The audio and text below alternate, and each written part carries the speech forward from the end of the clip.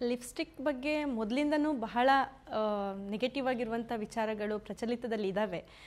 ನನ್ನ ಅನುಭವಕ್ಕೆ ಬಂದ ಹಾಗೆ ನಾವು ಬೆಳೆಯೋ ಹೊತ್ತಲ್ಲೇ ಲಿಪ್ಸ್ಟಿಕ್ ಬಳಸಬೇಡಿ ಅಂತ ಹಿರಿಯರೆಲ್ಲ ಹೇಳ್ತಾ ಇದ್ರು. ಆದರೆ ಸೈಂಟಿಫಿಕ್ಕಾಗಿ ಅದರ ಬಗ್ಗೆ ಹೆಚ್ಚು ಜ್ಞಾನವನ್ನು ಸಾಮಾನ್ಯವಾಗಿ ಹೆಣ್ಮಕ್ಳು ರೂಢಿಸ್ಕೊಂಡು ಬಂದಿರೋದಿಲ್ಲ. ಅದರಲ್ಲಿ ಖಂಡಿತವಾಗಿಯೂ ಹಾನಿಕಾರಕ ವಸ್ತು ಇದೆ ಅನ್ನೋದರಲ್ಲಿ ಎರಡು ಮಾತಿಲ್ಲ. ಈ ಕಾರಣಕ್ಕೆ ನಾನು ತುಂಬ ಲಿಪ್ಸ್ಟಿಕ್ ಬಳಸೋದನ್ನು ಅವಾಯ್ಡ್ ಮಾಡಿಕೊಂಡು ಬಂದವಳು ಕೂಡ. ಖಂಡಿತವಾಗಿ ಇದಕ್ಕೆ ಸಂಬಂಧಪಟ್ಟ ಹಾಗೆ ವೈದ್ಯರು ಅಥವಾ ತಜ್ಞರು ಹೆಣ್ಣು ಮಕ್ಕಳಿಗೆ ಹೆಚ್ಚು ಅವೇರ್ನೆಸ್ ಕೊಡಬೇಕಾದಂಥ ಅವಶ್ಯಕತೆ ಇದೆ ಅಂತ ನನಗನ್ಸುತ್ತೆ. ನಿಮಗೆ ಸ್ವ ಅನುಭವಕ್ಕೆ ಈ ಥರ ಲಿಪ್ಸ್ಟಿಕ್ ಹಾಕೊಂಡಂಥ ಸಂದರ್ಭದಲ್ಲಿ ಏನಾದರೂ ಇರಿಟೇಷನ್ ಆಗುವಂಥದ್ದು ಅಥವಾ ಆ ಥರದ್ದು ಏನಾದರೂ ಆಗಿತ್ತಾ ತಮಗೆ? ತುಂಬ ವರ್ಷಗಳ ಹಿಂದೆ, ಅಂದರೆ ನಾನು ಬೇಸಿಕಲಿ ಭರತನಾಟ್ಯಮಲ್ಲಿ ಡಿಗ್ರಿ ಪಡ್ಕೊಂಡವಳು. ಆ ಸಂದರ್ಭಗಳಲ್ಲಿ ನಮಗೆ ಲಿಪ್ಸ್ಟಿಕ್ ಬಳಕೆ ಬಹಳ ಅವಶ್ಯಕ. ಅಂದರೆ ಪ್ರತಿ ಕಾರ್ಯಕ್ರಮಕ್ಕೂ ಕೂಡ ನಾವು ಲಿಪ್ಸ್ಟಿಕ್ ಹಾಕ್ಕೊಂಡು ಓಡಾಡಬೇಕಾದಂಥ ಸಂದರ್ಭಗಳಿರ್ತಾ ಇತ್ತು. ಅಂಥ ಹೊತ್ತಲ್ಲಿ ಕೆಲವೊಂದು ಸಂದರ್ಭದಲ್ಲಿ ನಾನು ಬಳಸಿದ ಲಿಪ್ಸ್ಟಿಕ್ನಿಂದ ನನಗೆ ಏನು ಹೇಳೋದು, ಕಡಿತ ಅಥವಾ ತುಂಬ ಇರಿಟೇಷನ್ಸ್ ಈ ಥರದ್ದು ಆದ ಅನುಭವ ಖಂಡಿತವಾಗಿ ಆಗಿದೆ ನನಗೆ.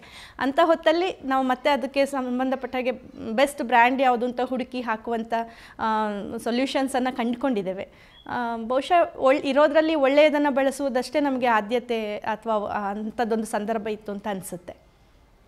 ಈಗ ಕೆಲವು ಲಿಪ್ಸ್ಟಿಕ್ಕಿಂದ ಕೇವಲ ತುರಿಕೆ ಅಥವಾ ಇರಿಟೇಷನ್ ಇಂದ ಅಂಗಾಂಗಗಳ ಮೇಲೂ ಸಹ ಹಾನಿ ಆಗ್ತದೆ ಅನ್ನೋದು ವರದಿಯಿಂದ ಗೊತ್ತಾಗಿರುತ್ತೆ. ಇದನ್ನು ಕೇಳಿದಾಗ ಏನು ಅನಿಸುತ್ತೆ? ಹೌದು, ಯೂಶ್ವಲಿ ನಾವೆಲ್ಲ ಲಿಪ್ಸ್ಟಿಕ್ ಹಚ್ಕೊಳ್ಳುವಾಗ ಊಟಕ್ಕೆ ಮುಂಚೆ ಹಚ್ಕೋಬೇಡಿ, ಊಟ ಮಾಡೋ ಹೊತ್ತಲ್ಲಿ ಲಿಪ್ಸ್ಟಿಕ್ ಬಳಸಬಾರ್ದು, ಅದು ಹೊಟ್ಟೆಗೆ ಹೋದರೆ ಹಾಳಾಗುತ್ತೆ, ಈ ಥರ ಅಂದರೆ ತೊಂದರೆ ಆಗುತ್ತೆ ಅಂತ ಹೇಳಿ ಬಹಳ ಜನ ಹೇಳೋದನ್ನು ನಾನು ಕೇಳಿಸ್ಕೊಂಡಿದ್ದೇನೆ. ಅಂತ ಅದು ಖಂಡಿತವಾಗಿ ಕೂಡ ಆಗುತ್ತೆ ಕೂಡ. ಈಗ ಅದರ ವರದಿ ಇದೆ ಅಂತ ಹೇಳಿದ್ರೆ ಅದು ಹಿಂದಿನಿಂದಲೂ ಕೂಡ ಇಂಥದ್ದು ಮಾತುಗಳು ಕೇಳಿಸ್ಕೊತಾ ಇದ್ವಿ ನಾವು.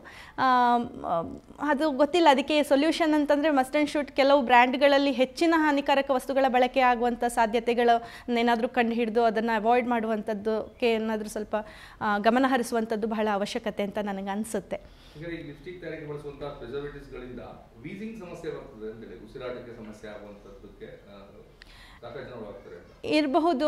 ತುಂಬ ಸೌಂದರ್ಯವರ್ಧಕಗಳ ಬಳಕೆಯ ಸಂದರ್ಭದಲ್ಲಿ ಇಂಥದ್ದಿದೆ. ಅಂದರೆ ನಾವು ಪರ್ಫ್ಯೂಮ್ಸ್ ಇರ್ಬೋದು ಅಥವಾ ಲಿಪ್ಸ್ಟಿಕ್ಗಳು ಬಳಕೆ ಈ ಥರದ್ದನ್ನು ಗಮನಿಸಿದಾಗ ಉಸಿರಾಟಕ್ಕೆ ಸಂಬಂಧಪಟ್ಟ ಹಾಗೆ ತೊಂದರೆಗಳಾಗ್ತವೆ ಅಂತ ಹೇಳಿ ನಾವು ಸಣ್ಣ ಸಣ್ಣ ಮಕ್ಕಳಿಗೆ ಭರತನಾಟ್ಯಂ ಡ್ಯಾನ್ಸ್ಗೆ ಲಿಪ್ಸ್ಟಿಕ್ ಬಳಸುವಂಥ ಸಂದರ್ಭದಲ್ಲಿ ಪೇರೆಂಟ್ಸಿಗೆಲ್ಲ ಈ ಅವೇರ್ನೆಸ್ಸನ್ನು ಕೊಡ್ತೇವೆ. ಏಕೆಂದರೆ ತುಂಬ ಬ್ರ್ಯಾಂಡೆಡ್ ಆಗಿರುವಂಥದ್ರಲ್ಲಿ ಸ್ವಲ್ಪ ಕಡಿಮೆ ಪ್ರಮಾಣದ ಹಾನಿಕಾರಕ ವಸ್ತುಗಳ ಬಳಕೆ ಆಗಿರ್ಬೋದು ಅಂತ ಹೇಳಿ. ಉಸಿರಾಟಕ್ಕೆಲ್ಲ ತೊಂದರೆ ಒಂದು ಸಲ ಶುರುವಾದರೆ ಮತ್ತೆ ಅದು ಬಹಳ ದೊಡ್ಡ ಪ್ರಮಾಣದಲ್ಲಿ ಮನುಷ್ಯನನ್ನು ಕಾಡುವ ಸಾಧ್ಯತೆಗಳಿದ್ದಾವೆ. ಸೊ ಹೀಗಾಗಿ ಕೇವಲ ನಮ್ಮ ಒಂದು ಸೌಂದರ್ಯ ದೃಷ್ಟಿಯಿಂದ ಬಳಸುವ ಒಂದು ವಸ್ತು ಇಡೀ ಜೀವಕ್ಕೆ ಅಥವಾ ಬದುಕಿಗೆ ಹಾನಿಕಾರಕ ಆಗುತ್ತೆ ಅಂತಂದರೆ ಅಂಥವುಗಳ ಬಳಕೆಗೆ ಅವಕಾಶ ಆಗದ ಹಾಗೆ ನೋಡಿಕೊಳ್ಳುವುದೇ ಬಹಳ ದೊಡ್ಡ ವಿಷಯ ಅಂತ ನಾನು ಅಂದುಕೊಳ್ತೇನೆ. ಸುಂದರವಾಗಿ ಕಾಣಬೇಕು ಅನ್ನೋದೊಂದು ಜಿಜ್ಞಾಸೆ ಇರುತ್ತೆ. ಹೀಗಾಗಿ ಲಿಪ್ಸ್ಟಿಕ್ ಅನ್ನು ಅತಿ ಹೆಚ್ಚು ಜನರು ಬಳಸ್ತಾರೆ. ಸೊ ಅನಿವಾರ್ಯ ಅದು ಲಿಪ್ಸ್ಟಿಕ್ ಸುಂದರವಾಗಿ ಕಾಣಲಿಕ್ಕೆ ಅಂತ ನನಗೆ ನಿಜವಾಗಿಯೂ ಅನಿವಾರ್ಯ ಅಂತ ಅನಿಸೋದಿಲ್ಲ. ಕೆಲವೊಂದು ಸಂದರ್ಭದಲ್ಲಿ ನಾನು ಆಗಲೇ ಹೇಳಿದ ಹಾಗೆ ಭರತನಾಟ್ಯಂ ಅಂತ ಅಥವಾ ಯಾವುದೇ ಕ್ಲಾಸಿಕಲ್ ಡ್ಯಾನ್ಸ್ ಫಾರ್ಮ್ಸಿಗೆ ತುಟಿಗೆ ಬಣ್ಣ ಹಚ್ಚಿಕೊಳ್ಳುವಂಥದ್ದು ತುಂಬ ಅವಶ್ಯಕತೆ ಇರುತ್ತೆ. ಏಕೆಂದರೆ ಯಾವುದೇ ಪರ್ಫಾರ್ಮೆನ್ಸಿಗೆ ಮುಖದ ಬ್ಯೂಟಿ ಬಹಳ ಮುಖ್ಯ ಆಗುತ್ತೆ. ಅಂಥ ಹೊತ್ತಲ್ಲಿ ಲಿಪ್ಸ್ಟಿಕ್ ಬಳಸ್ತೀವಿ, ಬಳಸದೇ ಇರೋಕ್ಕಾಗದೇ ಇಲ್ಲ, ಬಳಸಬೇಕಾಗತ್ತೆ. ಆದರೆ ದಿನನಿತ್ಯದ ಓಡಾಟದ ಸಂದರ್ಭದಲ್ಲಿ ಎಷ್ಟೊಂದು ಜನ ಬೇರೆ ಬೇರೆ ಕಡೆ ಕೆಲಸ ಮಾಡುವಂಥ ಜಾಗಗಳಲ್ಲಿ ಲಿಪ್ಸ್ಟಿಕ್ಸನ್ನು ತುಂಬ ಜಾಸ್ತಿ ಬಳಸೋದನ್ನು ನಾವು ನೋಡ್ತೇವೆ.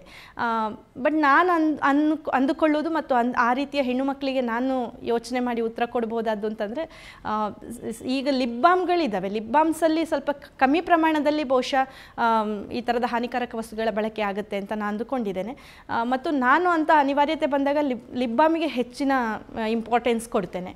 ಅದು ತುಟಿಯನ್ನು ಸೇಫ್ ಮಾಡೋದಕ್ಕೆ ಒಣ ತುಟಿಗಳನ್ನು ಮತ್ತು ಚಂದ ಮಾಡಿ ಅಂದರೆ ಅದನ್ನು ಏನು ಹೇಳೋದು, ಹಸಿಯಾಗಿಡೋದಕ್ಕೆ ತುಂಬ ಅನುಕೂಲ ಮಾಡಿಕೊಡುತ್ತೆ ಅನ್ನುವ ಕಾರಣಕ್ಕೆ ನಾವು ಲಿಪ್ ಬಾಮ್ಸನ್ನು ಯೂಸ್ ಮಾಡ್ತೇವೆ. ಸೊ ಅದು ಬಹುಶಃ ತುಟಿಯನ್ನು ಲಿಪ್ಸ್ಟಿಕ್ಕಿಂತ ಹೆಚ್ಚು ಸೇಫ್ ಮಾಡೋದಕ್ಕೆ ಸಾಧ್ಯತೆ ಲಿಪ್ ಬಾಮ್ಗಳಿಂದ ಇದೆ ಅಂತ ನಾನು ಅಂದುಕೊಳ್ತೇನೆ. ಹಾಗಾಗಿ ತುಂಬ ಅವಶ್ಯಕ ಅಂತ ಅನಿಸಿದ್ರೆ ಇತ್ತೀಚೆಗೆ ಅದಕ್ಕೂ ಸ್ವಲ್ಪ ಬಣ್ಣವನ್ನೆಲ್ಲ ಮಿಕ್ಸ್ ಮಾಡಿ ಬಂದಿರುವಂಥ ತುಂಬ ಬ್ರ್ಯಾಂಡೆಡ್ ಲಿಪ್ ಬಾಮ್ಸ್ ಇದ್ದಾವೆ. ನಾವು ಬ್ರ್ಯಾಂಡ್ ಅಂದ ತಕ್ಷಣ ಅದನ್ನು ನಾವು ಪೂರ್ತಿ ನಂಬುವಂಥ ಸ್ಥಿತಿಯಲ್ಲಿ ಇಲ್ಲ.